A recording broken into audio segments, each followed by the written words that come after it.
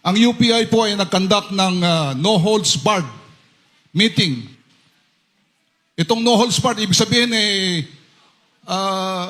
kumbaga sa boxing pwede lahat, pwede sipa, siko, pwedeng ano yan, na confrontation ito ng mga sundalong ito, ng mga brave 18 sa mga seniors nila, hindi lang mga officers kundi mga generals ng police, military. Andyan po yung mga dati mga first staff.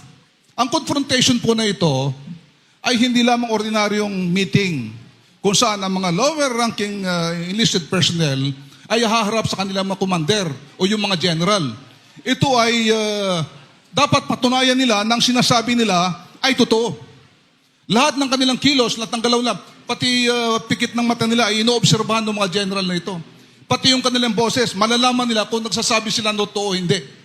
Dahil marami po ang bumabatikos sa kanila. Marami po ang naglalapa, sinasabi nila mga dishonorable soldiers. Pero hindi po. Dishonorable discharge, ang sabi nga ni Attorney Baligod, hindi ibig sabihin na dishonorable at immoral ng mga sundalo na yan. Marami po dyan, dishonorable discharge dahil nag-awol. At bakit po siya nag-awol? Dahil may problema sa pamilya, hindi nakabalik sa unit. Kaya ang tawag po doon ay dishonorable discharge. Ngayon, sila nandyan. Bakit sila lumabas? Bakit sila nag-aakusa na ganyan? Bakit sila nagsasalita ng mga matitinding akusasyon sa mga matatas na pinuno sa gobyerno? Hindi dahil sa kumaman, dahil sila ay mga Pilipino, mga sundalo. Yun ang gusto natin. Bakit sila magsisinungaling? Ano mapapalanan nila kung magsisinungaling sila?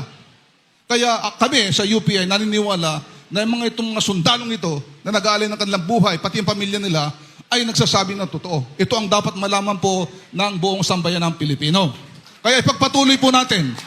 Kaya wala man po dito yung mga senador, hindi man po natuloy yung ating Blue Ribbon Committee.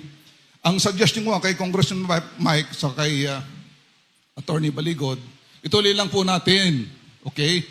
I-convert nating People's Tribunal, People's Court o People's Hearing na tulad dito.